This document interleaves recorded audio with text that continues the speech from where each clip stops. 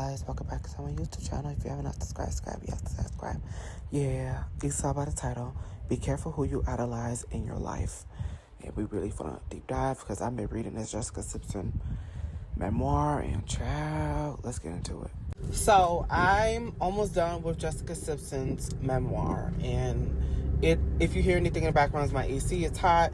But I'm finishing up her memoir, and she was speaking about how like her and Eric, her ex-husband, I don't think they're together anymore. They broke up 2025, so I believe they're not together anymore. But basically, I believe that he was her twin flame.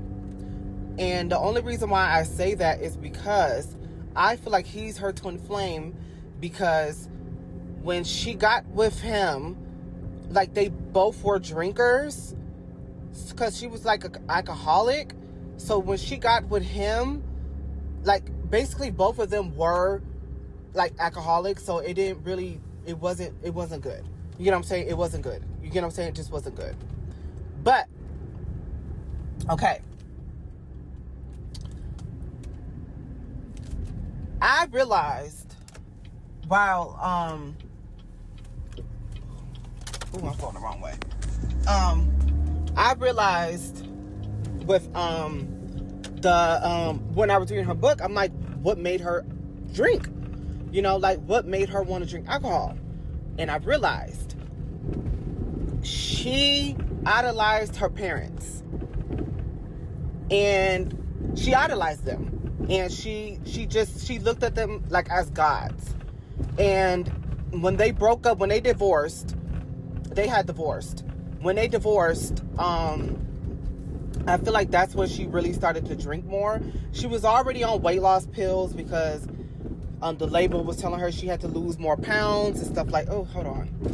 Okay, now it's a smoother road. I'm so sorry. It's just these roads here are just so terrible. Like, I'm so freaking sorry. I'm so sorry. Like, these roads are terrible. But back to what I was saying. So she idolized them. She did. She idolized them. When they got a divorce, she started to drink heavily. And her sister Ashley, yeah, she probably was. I feel like while reading it, she didn't really have, that I know of, but she didn't say it in the book. But she gave very much. Ashley spent more time, I think, with the dad, and she spent more time with the mom. And then when her dad got sick, I think he was gonna have prostate cancer. I think he had it, but he was gonna get surgery. When they broke up, she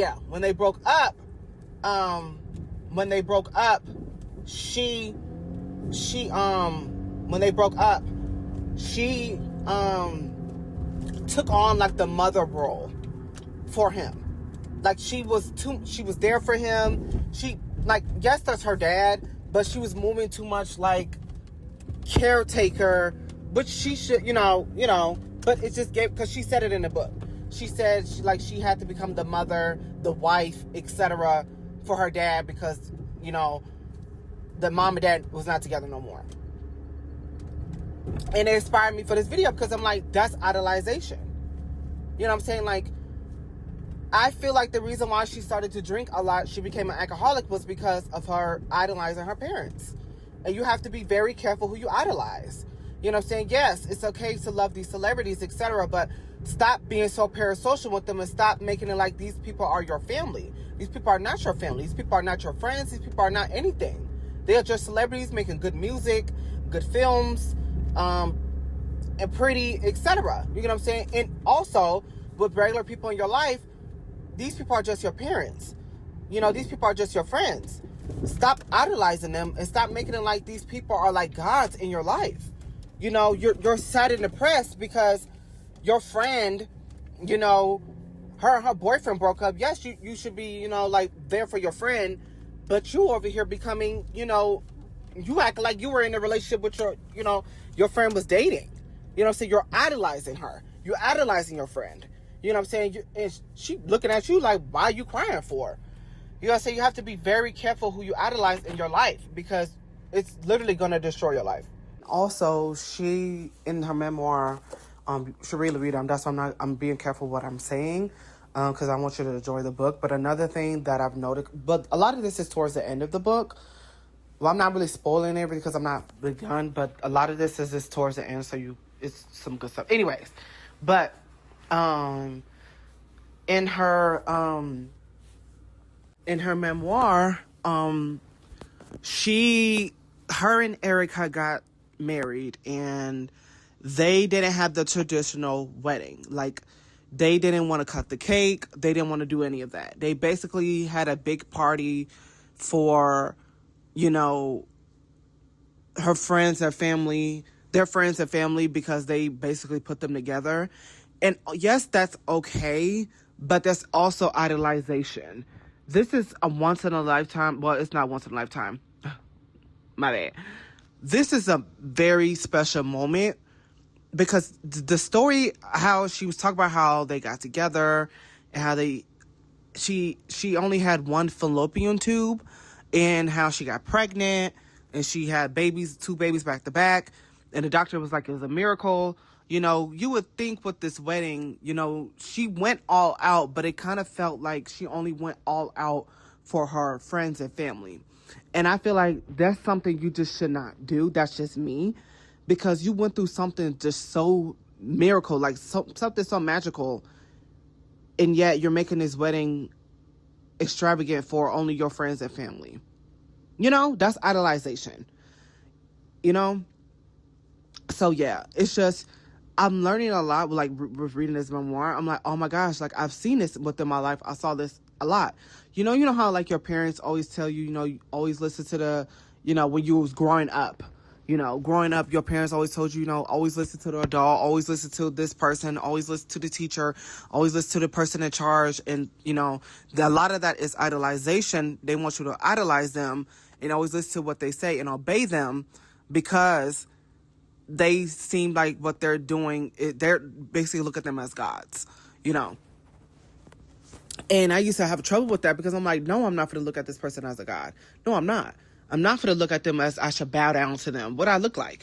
You know what I'm saying? You're not no queen. You're not no, Queen Elizabeth. You're not no, you're not none of those. You know what I'm saying? So why should I bow down to you? Why should I idolize you?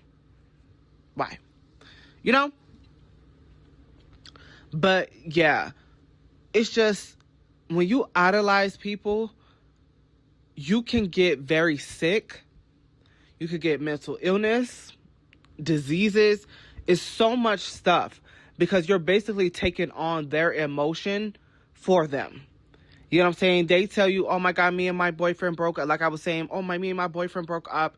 You're taking it all in, as if you were there. You know what I'm saying? You're upping it a bit when you shouldn't. You know what I'm saying? I remember I had this happen I remember this happened to me, to myself.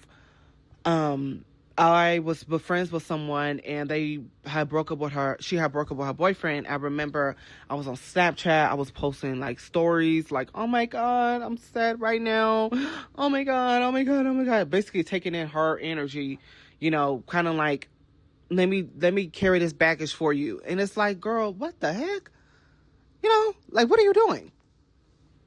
So yeah, you have to be very careful who you idolize, because you can get serious mental illnesses. Like, it can cause so many addictions. Like, she got addicted, Jessica said she got addicted to alcohol because her parents divorced. You know what I'm saying? You have to be careful who you idolize, because you literally will start having an addiction of something that you shouldn't be having an addiction with. You have to be very careful. You do. So yeah, be careful who you idolize in your life. Yeah, like, comment, subscribe, and peace. Right straight out, look in. Look him. One quick question.